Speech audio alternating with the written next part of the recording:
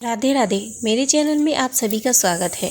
धनतेरस और दीपावली पर्व की आप सभी को हार्दिक शुभकामनाएं। कार्तिक मास के कृष्ण पक्ष की त्रयोदशी तिथि को धनतेरस पर्व मनाया जाता है। शास्त्रों के अनुसार इस तिथि को समुद्र मंथन के समय भगवान धन्वंतरी अमृत कलश लेकर प्रकट हुए थे।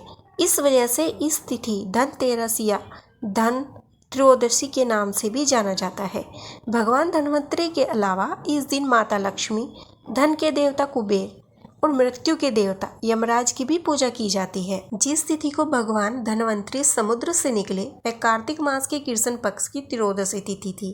भगवान धन्वंतरी समुद्र से कलश लेकर प्रकट हुए थे, इसीलिए इस अवसर पर बर्तन खरीदने की परंपरा चली आ रही है।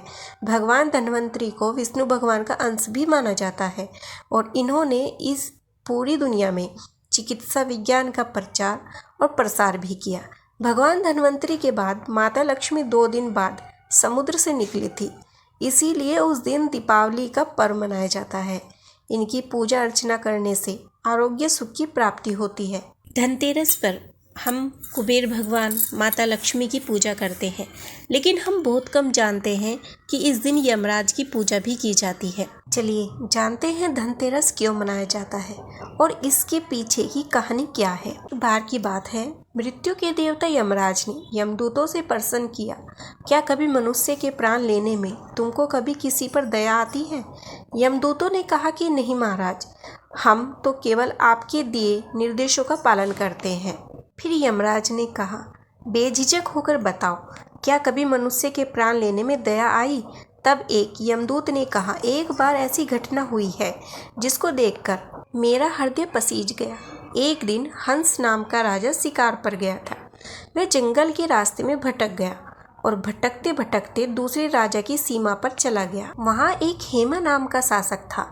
उसने पड़ोस के राजा का आदर सत्कार किया। उसी दिन राजा की पत्नी ने एक पुत्र को भी जन्म दिया था। ज्योतिषों ने ग्रह नक्षत्र के आधार पर बताया, इस बालक के विवाह के 4 दिन बाद ही मृत्यु हो जाएगी। तब राजा ने आदेश दिया, इस बालक को यमुना तट पर एक गुफा में ब्रह्मचारी के रूप में रखा जाए और स्त्रियों की परछाई भी वहां तक नहीं पहुंचनी चाहिए। लेकिन कहते हैं कि विधि के विधान को कुछ और ही मंजूर था। संयोगवश राजा हंस की पुत्री यमुना तट पर चली गई।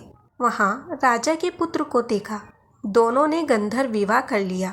विवाह के 4 दिन बाद ही राजा के पुत्र की मृत्यु हो गई। तब यमदूत ने कहा, उस नव विवाहिता का करुण विलाप सुनकर हृदय पसीज गया था। सारी बातें सुनकर यमराज ने कहा कि क्या करें, यह तो विधि का विधान है और मर्यादा में रहते हुए यह काम करना पड़ेगा। तब यमदूतों ने यमराज से पूछा कि क्या कोई ऐसा उपाय है जिससे अकाल मृत्यु से बचा जा सके।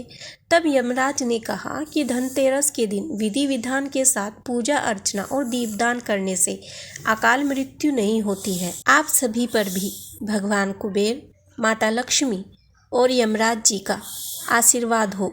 इसी मनोकामना के साथ आप सभी को राधे राधे।